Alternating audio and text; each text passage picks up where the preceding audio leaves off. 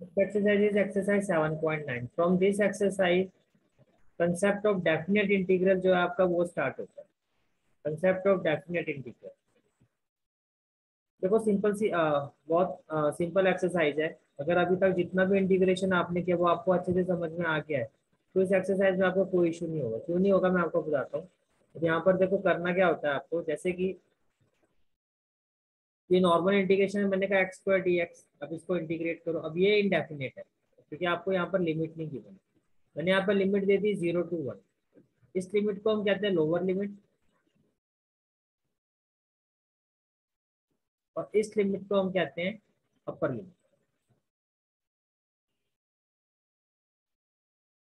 जब आप इसको इंटीग्रेट करोगे एक्स स्क्वायर का इंटीग्रेशन क्या होगा आपका x³ बाय 3।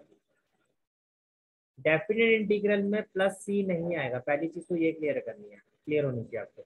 अगर लिमिट गिवन है तो वो डेफिनेट इंटीग्रल है, इसमें प्लस सी नहीं आता है। आपने लिखा x³ बाय 3, ये इसका आंसर आ गया। और लिमिट आपने आप एज इट इज लिखोगे 0 to 1, ये आपकी लिमिट है। अब इसको सॉल्व कैसे करना होता है, पहले आप x की जगह अपर लिमिट अप्लाई करोगे। जैसे कि कांस्टेंट को तो आप बाहर कर दो, विद इन ब्रैकेट क्या हो जाएगा, upper limit that is 1³ minus lower limit 0। Final answer क्या हो जाएगा आपका 1/3। This is the final answer of this question. पहले बताओ कंसेप्ट क्लियर हुआ। नॉर्मली जैसे इंटीग्रेट करते हो वैसे इंटीग्रेट करोगे, प्लस सी नहीं आएगा क्योंकि डेफिनेट इंटीग्रल है। सी हम क्यों लगाते थे, वो कवर अप करता था इनडेफिनिटी या जो भी कांस्टेंट वैल्यू थी। यहाँ पर आपको एक्जैक्टली पता कि इंटीग्रेशन की वैल्यू 0 से 1 तक जाएगी। इंटीग्रेट करने के बाद फिर आप लिमिट से अप्लाई करोगे, कैसे, upper limit minus lower limit, यानी कि एक्स की जगह पहले जो भी आपका आंसर होगा उसमें पहले एक्स की जगह आप अपर लिमिट पुट करोगे।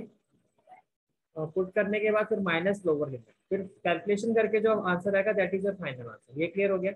इसके अलावा जो आपका जैसे log x/x dx और आपकी लिमिट है अगेन 0 to 1। जनरली हम ऐसे क्वेश्चन में क्या करते थे, सब्स्टिट्यूशन, राइट। क्या करते थे, put log x equal to t and differentiate with respect to x। तो ये क्या होगा 1/x, ये होगा dt/dx और ये हो जाएगा 1/x dx equal to dt। पहले बताओ इतना क्लियर है आपको। अब जो चीज मैं बता रहा हूँ ध्यान से सुनना कि जब आप डेफिनेट इंटीग्रल में सब्स्टिट्यूशन अप्लाई करते हो, नॉर्मली क्या करते हैं जब हम इंटीग्रेट करते हैं टी की फॉर्म में सॉल्व करते हैं और लास्ट में जाके टी को दोबारा एक्स में लेके जाते हैं। यही होता है ना कि एक्स की फॉर्म में इंटीग्रेशन था, एक्स में फाइनल आंसर देना होता है। डेफिनेट में ऐसा नहीं होता। डेफिनेट में जैसे आप सब्स्टिट्यूशन अप्लाई करोगे तो आप लिमिट्स को भी सब्स्टिट्यूट कर दोगे। कैसे, आप लिखोगे अगर एक्स की वैल्यू 0 है, अब लिखोगे व्हेन एक्स इक्वल टू 0, तो टी की वैल्यू क्या होगी भाई, यहाँ पर इन टर्म्स ऑफ एक्स है ना, इसका मतलब जो लिमिट एक्स की टर्म्स में वो 0 से 1 है। तो जब एक्स की वैल्यू 0 तो इन टर्म्स ऑफ टी लिमिट क्या होगी, तो टी इक्वल टू क्या हो जाएगा log 0, और log 0 क्या होता है 1। फिर आप लिखोगे जब एक्स की वैल्यू, चलो यहाँ पे मैं 2 कर देता हूँ, जब एक्स की वैल्यू 2 है तो टी इक्वल टू क्या हो जाएगा log 2।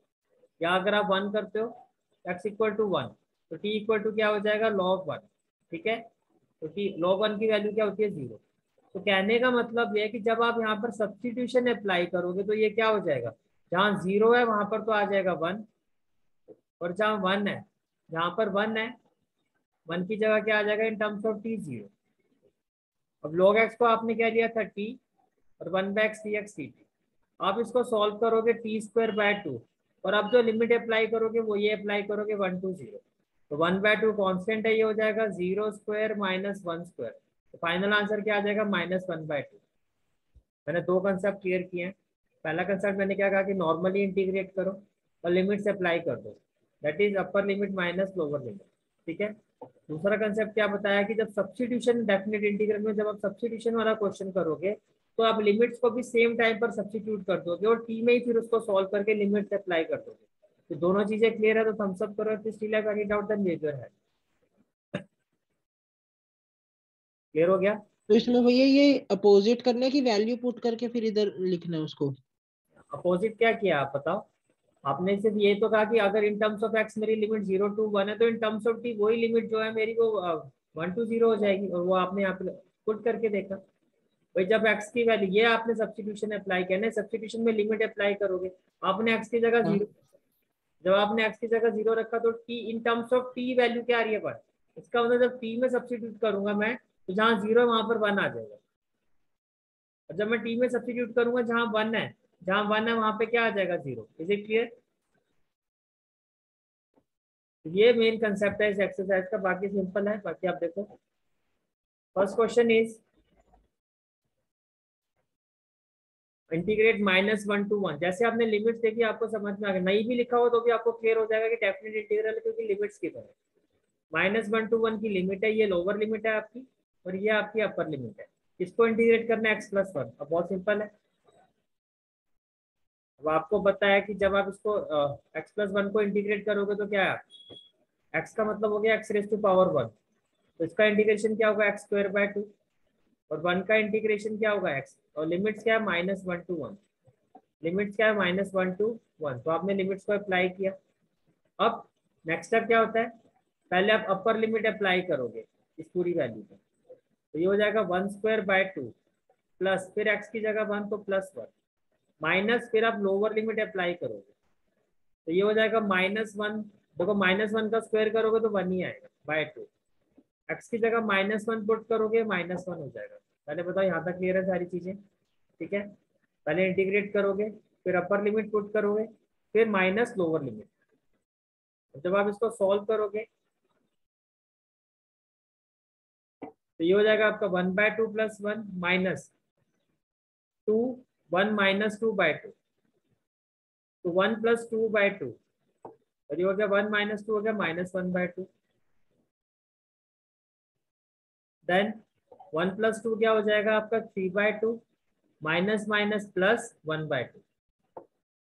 फिर जो एलसीएम आएगा आपका दैट इज 2, तो ये हो जाएगा 3 + 1 4/2, 2 2 जा 4 और ये आपका फाइनल आंसर। बेसिकली आप ये समझो कि ये जो एक्सरसाइज है आपका, ये एक तरह से आप जो आपने पढ़ा हुआ है अभी तक वो सब आपका रिवीजन में आएगा। यहाँ पर कुछ ये नहीं कि इस एक्सरसाइज में आपको सारे मेथड्स देखने को मिलेंगे। अब यहाँ पर बाय पार्ट्स भी लगाओगे, पार्शियल फ्रैक्शन भी लगेगा, सब चीज। अब आपको क्वेश्चन को देख के जज करना होगा कि यहाँ पर मैं इंटीग्रेट किस तरह से कर सकता हूँ। समझ में आ रही है मेरी बात? ठीक है, और फिर आप उस पर लिमिट से अप्लाई करो। जैसे सेकंड क्वेश्चन है, अभी तो सिंपल है आपका, 1/x का इंटीग्रेशन क्या होता है बताओ? 1/x का log x। log x। क्या होता है log x? तो बस log x करके आपको लिमिट अप्लाई करनी, हो गया क्वेश्चन। तो फिर log 3 - log 2। बिल्कुल, 1/x का इंटीग्रेशन क्या हो गया आपका log x। अपने लिमिट से अप्लाई कर दी 2 to 3। पहले अपर लिमिट अप्लाई की log 3, फिर लोअर लिमिट अप्लाई किया log 2। अब आपको पता log m - log n, we know that log m/n। log m - log n क्या होता है, log m/n। ठीक है, तो log 3/2 प्लस सी नहीं लगाना, और मॉडुलस क्यों नहीं आया, क्योंकि कांस्टेंट है, तो आपको पता कि प्लस में है दोनों वैल्यू। ठीक है, चलो थर्ड पार्ट है आपका, अगेन सिंपल है। सारे के सारे आप इंडिविजुअली इंटीग्रेट कर दोगे, ये x की पावर 4/4 हो जाएगा, ये x की पावर 3/3 हो जाएगा, ये x की पावर 1 है तो x²/2 हो जाएगा, और 9 का मतलब 9x हो जाएगा। यही होगा ना? तो सबको इंटीग्रेट करने के बाद फिर आप लिमिट से अप्लाई करोगे। तो अगर 7.7 तक सारी चीजें आपको क्लियर है ना, तो अब आगे आपको 7.9 7.10 में कोई इश्यू नहीं आएगा। 7.11 में आएगा प्रॉपर्टीज, वहां पे एक नया कंसेप्ट शुरू होगा आपका। तो देखो कैसे करोगे आप इसको। 4 आपका एज इट इज, x³ का इंटीग्रेशन क्या होगा, x⁻4/4, x² का इंटीग्रेशन क्या होगा, x⁻3/3, x⁻1 का इंटीग्रेशन क्या होगा, x²/2, और 9 dx का इंटीग्रेशन होगा 9x, और लिमिट क्या है 1 to 2। तो पहले आप अप्लाई करोगे अपर लिमिट। अपर लिमिट का मतलब पहले x की जगह क्या आएगा 2, तो ये हो जाएगा, देखो 4 से 4 कैंसिल हो गया, ये हो गया 2⁻4 -5 एज इट इज। फिर x की जगह 2 पुट करोगे, हो जाएगा 2⁻3/3। 2 1 जा 2, 2 3 जा 6, तो ये 3 आ गया आपका। फिर x की जगह अपर लिमिट पुट करोगे, ये हो जाएगा 2⁻2 प्लस 9, फिर x की जगह पुट करोगे 2, तो ये हो जाएगा 2। अब माइनस लोअर लिमिट, अब x की जगह आपने पुट किया 1, तो ये हो गया 1⁻4 -5, फिर x की जगह पुट किया 1, तो 1⁻3/3। यहाँ x की जगह 1 पुट किया तो 1⁻2 प्लस 9 × 1, ये इस तरह से हो जाएगा आपका 9 × 1। 2 रेज टू पावर 4 क्या होगा 16, 2 रेज टू पावर 3 होगा 8, तो -40/3।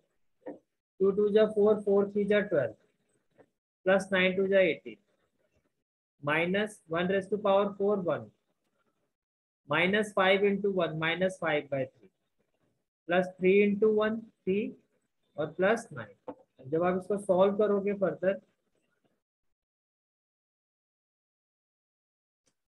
तो यहाँ आपका एलसीएम क्या होगा, यहाँ से आप एलसीएम लोगे तो ये हो जाएगा 3, 16 3 जा 48, 3 से 3 कैंसिल 40, 12 3 जा 36, 18 3 जा 54। इसको आप सॉल्व करोगे, देखो सिंपल सी बात है। अब इसमें या तो आप ऐसे भी कर सकते हो, या आप देखो ये 40/3 आपने एज इट इज लिख दिया -40/3, और रेस्ट ऑफ द पार्ट हो गया 16, 18 और 20 कितना हो गया 30, 30 प्लस 16 हो गया 46, तो ये हो गया 46 -40/3। ऐसे यहाँ पे -5/3 आपने एज इट इज लिखा, 9 प्लस 3 12, 12 प्लस 1 कितना हो गया 30। फर्दर जब आप इसको सॉल्व करोगे, व्हाट यू विल है, एलसीएम आ जाएगा 3, 3 इंटू 46 हो जाएगा 138 -40, 3 एलसीएम आ जाएगा 3 इंटू 13 हो जाएगा 39 -5, 138 -40 हो जाएगा 98/3, 39 -5 हो जाएगा 34/3। अब यहाँ से एलसीएम आ जाएगा 3, ये हो जाएगा 98 -34, that is 64/3। Is it clear? Clear है? ठीक है, let's move to the next question, that is question number 4। Again simple question है, देखो मैं बताऊँ भैया? 0 to π/4 sin 2x का इंटीग्रेशन करोगे क्या आएगा, -cos 2x/2। -cos 2x/2। बस x की जगह आपको π/4 पुट करना है, फिर माइनस में 0 पुट करना है, राइट। तो देखो ये क्या हो गया आपका sin 2x -cos 2x/2। देखो -1/2 जो है आपका ये कांस्टेंट वाला पार्ट है, तो आपको यहाँ पर लिमिट अप्लाई करनी है। जब आप लिमिट्स को अप्लाई करोगे, x की जगह आपने पुट किया π/4, ये हो जाएगा 2 इंटू π/4 माइनस cos 0, 2 1 जा 2, 2 2 जा 4, तो ये हो जाएगा cos 90 -1, क्योंकि cos 0 की वैल्यू क्या होती है 1, और cos 90 क्या होता है 0। तो can I say that it will be -1/2 0 -1, 0 -1 means -1, minus minus क्या हो जाएगा +1/2। Is it clear? कोई डाउट तो नहीं है? ठीक है,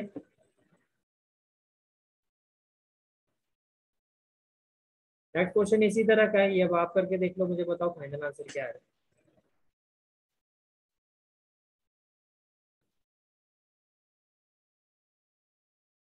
next question is question number 5।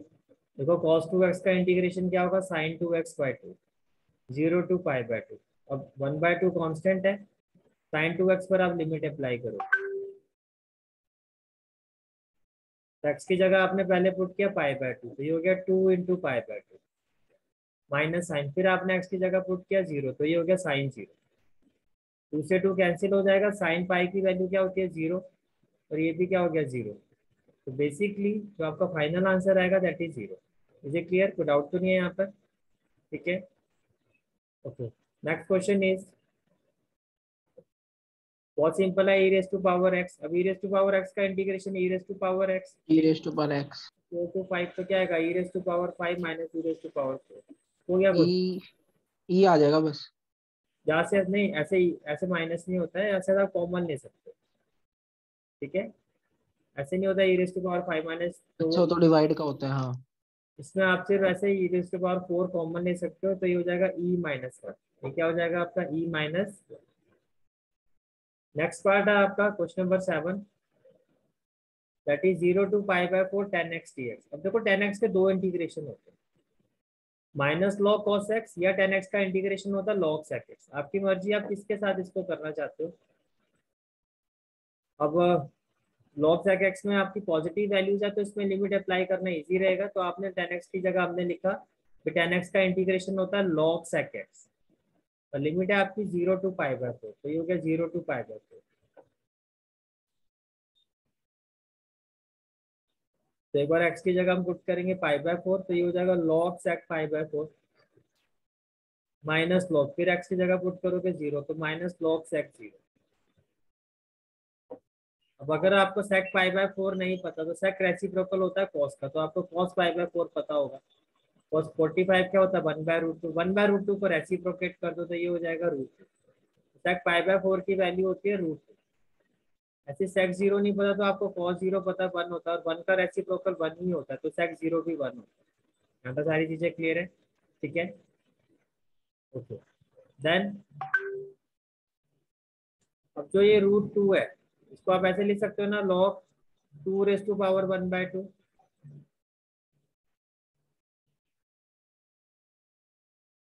तो देखो ये हो गया आपका log m⁻⁴ है, और एक इसके इक्वल होता है, it is equal to n log m, n log m। ठीक है, तो ये हो गया log m⁻n, तो ये हो जाएगा n log m, तो n 1/2 log m, तो 0 आपका खत्म। ये आपका फाइनल आंसर है। Is it clear? कोई डाउट? क्लियर है? नाउ नेक्स्ट क्वेश्चन इज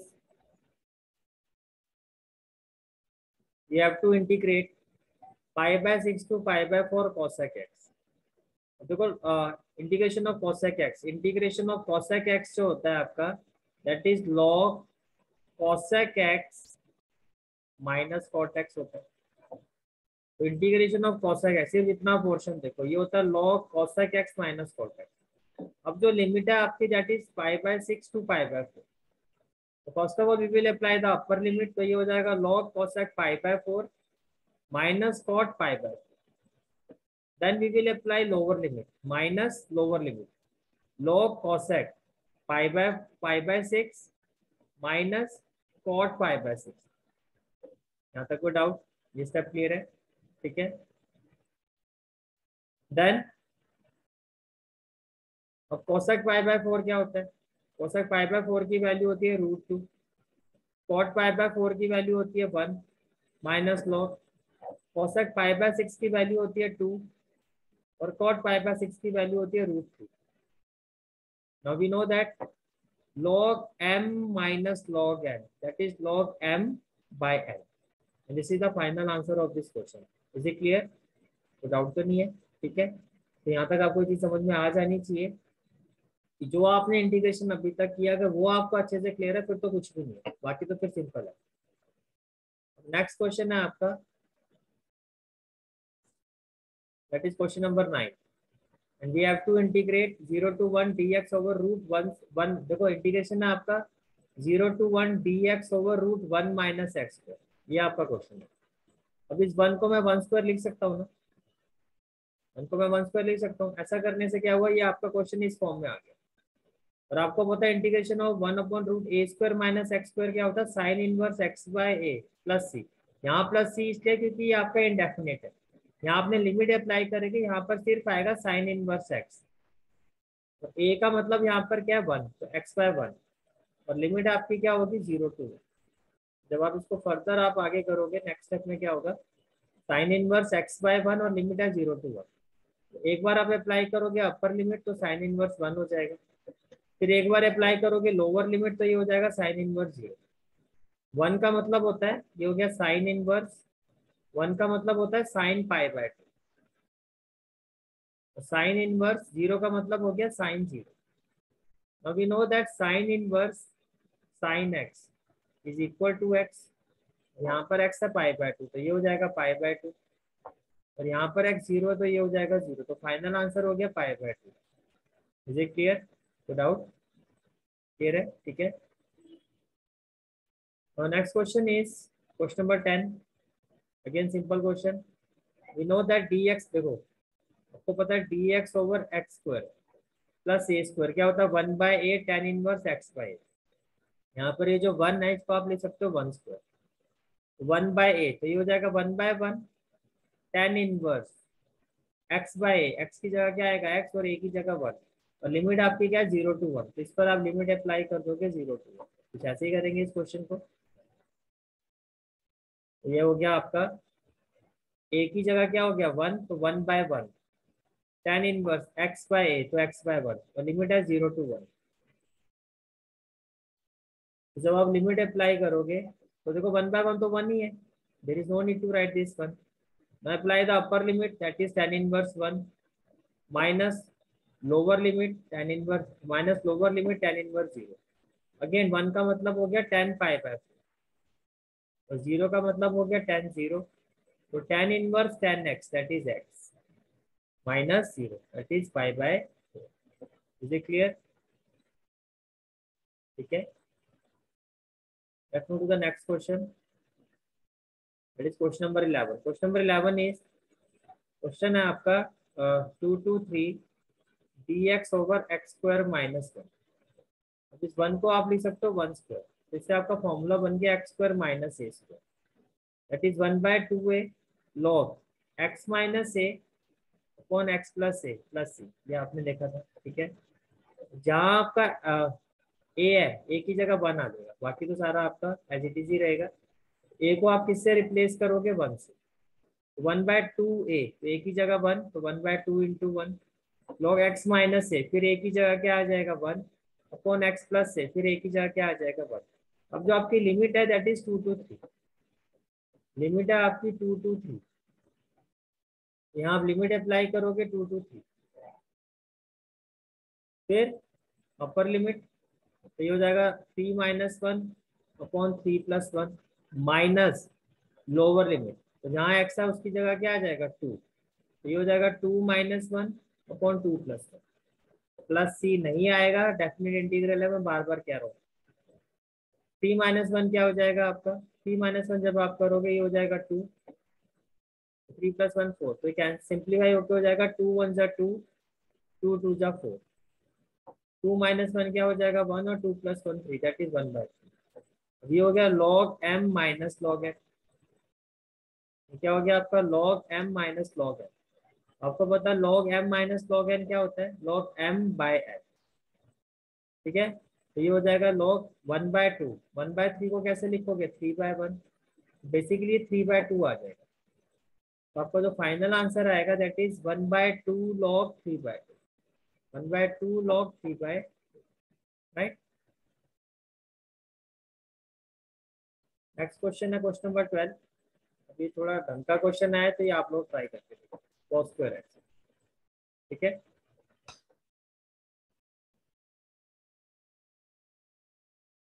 देखो cos स्क्वायर एक्स को हम क्या लिख सकते हैं? 1 plus cos 2 x by 2. cos square x भाई आपको पता है cos 2 theta is equal to what? It is equal to 2 cos square theta minus 1. It means what? It means 2 cos square theta is equal to minus 1, यहाँ के क्या हो जाएगा? Plus. तो ये हो जाएगा 1 plus cos 2 theta. It means cos square theta is equal to 1 plus cos 2 theta by 2. ठीक है. अब देखो इस थीटा को x से रिप्लेस कर दो, तो ये हो जाएगा cos square x is equal to 1 plus cos 2x by 2. यहाँ तक कोई डाउट तो नहीं है? यहाँ तक सारी चीजें क्लियर है? या पहले 11th क्लास से पढ़ रहे हो? cos स्क्वायर एक्स क्या होता है? 1 plus cos 2x by 2. Basically इस cos स्क्वायर एक्स को आपने लिखा 1 प्लस cos 2x बाय 2 और आपकी लिमिट है 0 to पाई बाय 2. आपकी लिमिट क्या है? 0 to पाई बाय 2. देन देखो ये 1 by 2 कॉन्स्टेंट है आपका. 0 to pi by 2 1 plus cos 2x. 1 का इंटीग्रेशन क्या होता है? That is x. 1 की जगह आ जाएगा x. cos 2x का इंटीग्रेशन क्या होता है आपका? sin 2x बाय 2 और 0 to पाई बाय 2. अब 1 by 1 करके आप लिमिट पुट करोगे. पहले x की जगह आप पुट करोगे पाई बाय 2, x की जगह पाई बाय 2 आ जाएगा. तो ये हो जाएगा pi by 2 plus sine 2. x की जगह क्या हो जाएगा? Pi by 2 by 2. फिर आप x की जगह पुट करोगे 0, तो ये हो जाएगा 0 plus 2 into 0 sine 0 by 2. Then what we will have? ये हो जाएगा आपका पाई बाय 2 प्लस 2 से 2 कैंसिल, ये हो जाएगा साइन पाई बाय 2. ध्यान से इस चीज का ध्यान रखना, साइन पाई बाय 2 का मतलब एंगल के साथ नहीं है, ये पूरा साइन पाई है डिवीजन और फिर अपॉन में 2 है. ये चीज समझ में आ रही है? ये साइन 90 नहीं है, साइन 180 बाय 2 है. साइन पाई अपॉन में एज ए होल ये 2 है. तो साइन पाई की वैल्यू क्या होती है? 0. साइन 0 भी 0, तो basically we are left with π/2 plus 0/2 -0। Final answer जो आएगा आपका इस क्वेश्चन का, that is π/2 into 1/2, that is π/4. This is the final answer of this question. This is the final answer of this question. Next question है आपका, we have to integrate 2 to 3 x dx by x square plus 1. अब यहाँ पर देखो यहाँ पर हम substitution apply करेंगे क्योंकि इस फंक्शन का जो डेरिवेटिव है वो ये है। Put x square plus 1 equal to t, x square plus 1 को आपने क्या ले लिया, t ले लिया, ठीक है। फिर differentiate with respect to x, तो x स्क्वायर का डेरिवेटिव क्या होगा 2x, और t का derivative with respect to x होता है dt बाई डी एक्स। अब आपके पास है x dx, तो यहाँ से देखो x इंटू डी एक्स, ये हो जाएगा 1/2 dt। फिर मैंने आपको क्या कहा था कि जब सब्स्टिट्यूशन अप्लाई करते हैं डेफिनेट इंटीग्रल में, एट द सेम टाइम हम लिमिट्स को भी सब्स्टिट्यूट करते हैं। सब्स्टिट्यूशन के बाद आपका integration in terms of T change हो जाएगा, जो आपकी लिमिट्स है वो इन टर्म्स ऑफ एक्स है, तो इन टर्म्स ऑफ टी अब लिमिट्स क्या होगी आपको ये फाइंड करना है। अब आपकी जो लिमिट्स है वो है इन टर्म्स ऑफ एक्स है 2 to 3, in terms of x है 2 to 3। तो कैसे करोगे, आप लिखोगे व्हेन x इक्वल टू 2, तो x की जगह जब 2 आएगा तो t क्या होगा आपका, t will be equal to 2 square plus 1, that is 5। तो इन टर्म्स ऑफ t जहाँ 2 है वहां पर 5 आ जाएगा। ऐसे he when x equal to 3, जब x आपका 3 है तो इन टर्म्स ऑफ t क्या होगा आपका 3 स्क्वायर प्लस 1, 9 प्लस 1 क्या हो जाएगा 10, तो जहाँ 3 है वहां पर 10 आ जाएगा।